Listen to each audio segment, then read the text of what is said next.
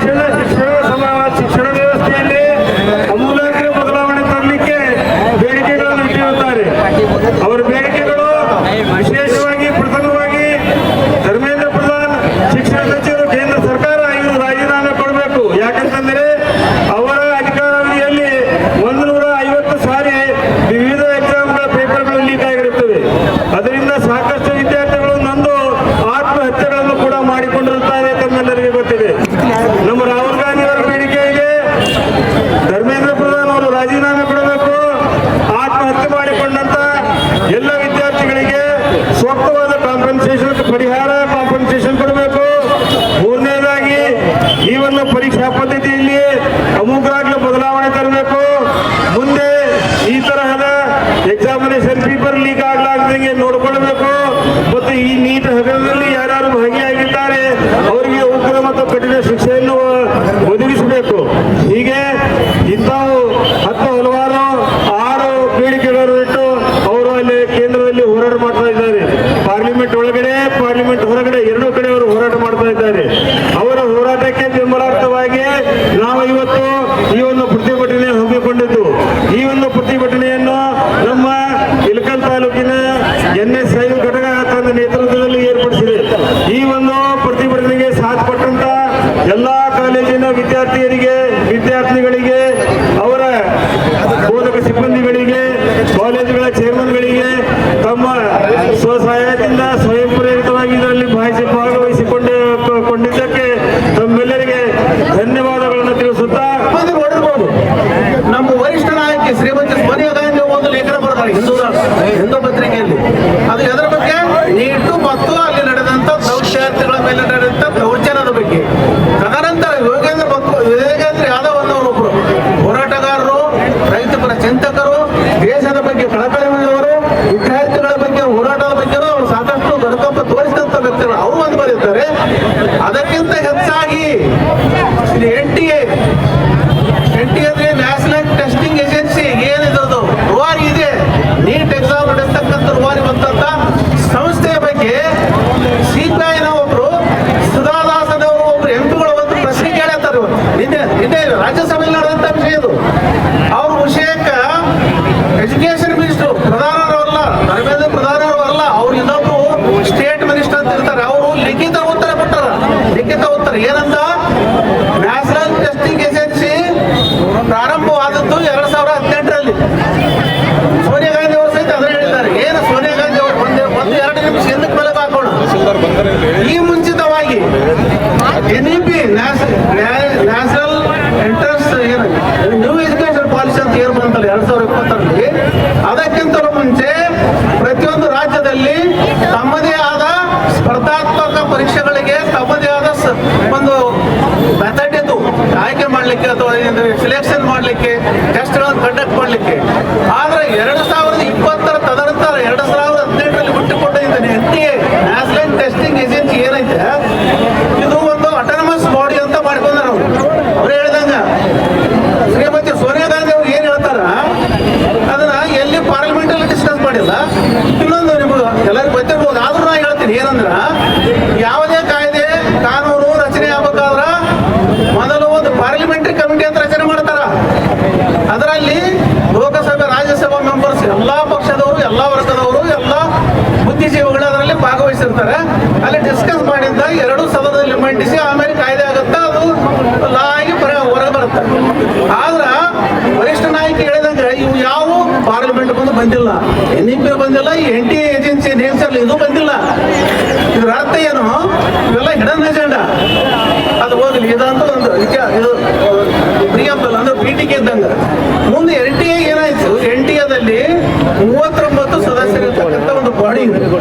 ಅವರು ಶಿಕ್ಷಣ ಮಂತ್ರಿ ಅವರು ಹೇಳಿದಂಗ ನಾ ಹೇಳ್ತೀನಿ, ಇದೇ ನಂದು ಹುಟ್ಟಿಸ್ಕೊಂಡು ಹೇಳತಕ್ಕಂಥದ್ದಲ್ಲ. 39 ಮಂದಿಗ ಕೇವಲ 24 ಮಂದಿ ಕೆಲಸ ಮಾಡ್ತಾ ಇದ್ದಾರೆ. 24 ಮಂದಿಗೆ ಅವರು ಯಾರು ಯಾವುದೇ ಒಂದು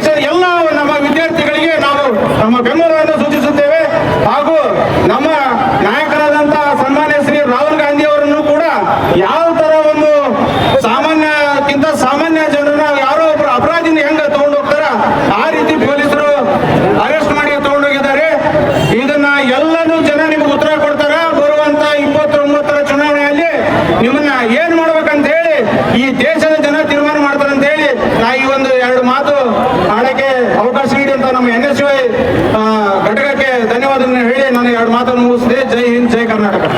ಅಲ್ಲಿರ್ತಕ್ಕಂಥ ನಮ್ಮ ದೇಶದ ವಿದ್ಯಾರ್ಥಿಗಳ ಮೇಲೆ ಹಲ್ಲೆಯನ್ನು ನಡೆಸಿ ಮನಬಂದಂತೆ ಅವರನ್ನ ದಂಡಿಸಿದ್ದಾರೆ. ಇದು ಇಡೀ ನಮ್ಮ ದೇಶ ಅಷ್ಟೇ ಅಲ್ಲ, ಇಡೀ ಜಗತ್ತೇ ಖಂಡಿಸುವಂತ ಒಂದು ದುಷ್ಟ ಕ್ರೂರ್ಯ ಇದು. ಹಾಗಾಗಿ ಇವತ್ತು ಮೊನ್ನೆ ದಿವಸ ನಮ್ಮ ವಿರೋಧ ಪಕ್ಷದ ಲೋಕಸಭಾ ವಿರೋಧ ಪಕ್ಷದ ನಾಯಕರಾಗಿರ್ತಕ್ಕಂಥ ಸನ್ಮಾನ್ಯ ರಾಹುಲ್ ಗಾಂಧೀಜಿ ಅವರು ಮತ್ತು ರಾಜ್ಯಸಭಾ ವಿರೋಧ ಪಕ್ಷದ ನಾಯಕರಾಗಿರ್ತಕ್ಕಂಥ ಸನ್ಮಾನ್ಯ ಮಲ್ಲಿಕಾರ್ಜುನ ಸಾಹೇಬರು ಇವರ ನೇತೃತ್ವದಲ್ಲಿ ಏನು ಮೊನ್ನೆ ದಿವಸ ಜಂತರ್ ಮಂತರ್ನಲ್ಲಿ ಹೋಗಿ ವಿದ್ಯಾರ್ಥಿಗಳ ಕುಂದು ಕೊರತೆಗಳನ್ನು ವಿಚಾರಿಸಿ ಅವರ ಜೊತೆಯಾಗಿ ನಿಂತು ಅವರ ಸಮಸ್ಯೆಗಳನ್ನು ಆಲಿಸುವಂತ ಸಂದರ್ಭದಲ್ಲಿ ಈ ದುಷ್ಟ ಕೇಂದ್ರ ಸರ್ಕಾರ ಮತ್ತು ದುಷ್ಟ ಕೇಂದ್ರದ ಗೃಹ ಮಂತ್ರಿ ಆಗಿರ್ತಕ್ಕಂಥ ಅಮಿತ್ ಶಾ ಅವರು ತಮ್ಮ ಅಧಿಕಾರವನ್ನು ದುರ್ಬಳಕೆ ಮಾಡಿಕೊಂಡು ರಾಹುಲ್ ಗಾಂಧಿ ಅವರ ಮೇಲೆ ಪೊಲೀಸರಿಂದ ಹಲ್ಲೆ ಮಾಡಿಸಿ ಅವರನ್ನು ಜೈಲಿಗೆ ಕಳಿಸಿರ್ತಕ್ಕಂಥದ್ದು ಇದು ಬಹಳ ಖಂಡನೀಯ ವಿಚಾರ. ಯಾಕಂದ್ರ ಇವತ್ತು ವಿದ್ಯಾರ್ಥಿಗಳ ಮೇಲೆ ಹಲ್ಲೆ ಆಗಿರುವುದು, ವಿದ್ಯಾರ್ಥಿಗಳು ಈ ದೇಶದ ಶಕ್ತಿ, ಈ ದೇಶದ ಭವಿಷ್ಯದ ನಮ್ಮ ದೇಶವನ್ನು ಕಟ್ಟುವಂತ ನಾಯಕರು ಅಂತ ಹೇಳಿ ಏನು ನಾವೆಲ್ಲರೂ ಹೇಳ್ತೀವಿ. ಆದರೆ ಇವತ್ತಿನ ಕೇಂದ್ರ ಸರ್ಕಾರ ಮತ್ತು ಕೇಂದ್ರ ಸರ್ಕಾರದ ಪ್ರಧಾನಮಂತ್ರಿ ಆಗಿರ್ತಕ್ಕಂಥ ನರೇಂದ್ರ ಮೋದಿ ಅವರು ವಿದ್ಯಾರ್ಥಿಗಳ ಸಮಸ್ಯೆಯನ್ನು ಆಲಿಸಲಿಕ್ಕೆ ಮುಂದಾಗಲಿಲ್ಲ. ಅವರು ಮಾತನಾಡಿ ಅವರ ಸಮಸ್ಯೆಗಳನ್ನು ಆಲಿಸಬೇಕಾಗಿತ್ತು, ಅವರ ಕುಂದು ಕೊರತೆಗಳನ್ನು ಕೇಳಬೇಕಾಗಿತ್ತು. ಆದರೆ ನರೇಂದ್ರ ಮೋದಿ ಅವರು ಮತ್ತು ದುಷ್ಟ ಕೇಂದ್ರದ ಗೃಹ ಮಂತ್ರಿ ಆಗಿರ್ತಕ್ಕಂಥ ಅಮಿತ್ ಶಾ ಅವರು ಮಾತನಾಡದೆ ತಮ್ಮ ಅಧಿಕಾರ ದುರ್ಬಳಕೆ ಮಾಡಿಕೊಂಡು ಇವತ್ತು ನಮ್ಮ ದೇಶದ ವಿದ್ಯಾರ್ಥಿಗಳ ಮೇಲೆ ಹಲ್ಲೆ ಮಾಡಿರ್ತಕ್ಕಂಥದ್ದು ಬಹಳ ನೋವುಂಟು ಮಾಡಿದೆ ನಮ್ಮೆಲ್ಲರಿಗೂ. ಈ ನಮ್ಮ ಭಾರತ ದೇಶದ ಪ್ರತಿಯೊಬ್ಬರ ಪ್ರಜೆಯ ಧ್ವನಿಯಾಗಿ ಇವತ್ತು ಪಾರ್ಲಿಮೆಂಟ್ನಲ್ಲಿ ದೆಹಲಿಯಲ್ಲಿ ಇವತ್ತು ರಾಹುಲ್ ಗಾಂಧೀಜಿ ಅವರು ಮಲ್ಲಿಕಾರ್ಜುನ ಖರ್ಗೆ ಅವರು ಧ್ವನಿ ಎತ್ತಿದ್ದಾರೆ. ಅವರ ಧ್ವನಿಗೆ ನಾವೆಲ್ಲರೂ ಧ್ವನಿ ಬಿಡ್ಬೇಕಾಗೈತಿ ಇವತ್ತು. ಯಾಕಂದ್ರ ಈ ಒಂದು ಹೋರಾಟ ಮಾಡದಿದ್ರಂದ್ರ ಈ ದೇಶ ಮುಂದೊಂದು ದಿನ ಈ ದೇಶದಲ್ಲಿ ಮತ್ತೆ ನಮ್ಮ ಹಕ್ಕಿಗಾಗಿ, ಸ್ವಾತಂತ್ರ್ಯಕ್ಕಾಗಿ ನಾವು ಚಳವಳಿ ಮಾಡ್ಬೇಕಂತ ಒಂದು ಕಾಲ ಬರಲಿಕ್ಕೆ ಅವಕಾಶ ಇದೆ. ಯಾಕಂದ್ರೆ ಅಂತ ಒಂದು ಇವತ್ತು ಅಧಿಕಾರ ಇವತ್ತು ಕೇಂದ್ರ ಸರ್ಕಾರ ಮಾಡ್ತಾ ಇದೆ. ವಿದ್ಯಾರ್ಥಿಗಳೇ, ನೀವೆಲ್ಲರೂ ಎಚ್ಚೆತ್ತುಕೊಳ್ಳಬೇಕು. ಯುವಕರೇ, ನೀವೆಲ್ಲರೂ ಎಚ್ಚೆತ್ತುಕೊಳ್ಳಬೇಕು. ಇಂಥ ಪ್ರಧಾನಮಂತ್ರಿ ನಮಗೆ ಬೇಕಾ? ಇಂಥ ಸರ್ಕಾರ ನಮಗೆ ಬೇಕಾ? ಇಂಥ ನಮ್ಮ ಕೇಂದ್ರದ ವರಿಷ್ಠ ಕೆಟ್ಟ ಗೃಹ ಮಂತ್ರಿಗಳು ಬೇಕಾ? ಇಂಥ ಶಿಕ್ಷಣ ಸಚಿವರು ಧರ್ಮೇಂದ್ರ ಪ್ರಧಾನ್ ಅವರು ಬೇಕಾ? ನಮಗೆ ಏನ್ ಬೇಕು? ಧರ್ಮೇಂದ್ರ ಪ್ರಧಾನ್ ಅವರ ರಾಜೀನಾಮೆ ಬೇಕು. ಬೇಕೇ ಬೇಕು, ಬೇಕೇ ಬೇಕು. Incidents in which students and NEET protesters were attacked and lathi charged at Jantar Mantar, New Delhi. This is shocking to the Indian peoples for legal attack on peaceful protest. Student and social protesters as well attacked on leader of opposition party Sri Rahul Gandhi and Congress parliament members. The Congress leaders, New Delhi police used the deadly force and manhandled the protesters. This attack on the Indian democracy. Every people have a right to protest against the government bad systems. The police who carried out the attack were not immature, nor does they appear to be disabled individuals or mentally unstable.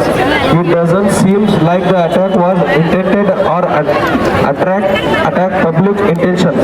These protests and Indian citizens and students not enemies. Prime Minister Narendra Modi has not taken any action on police department and NEET paper leak. Consider education ministers.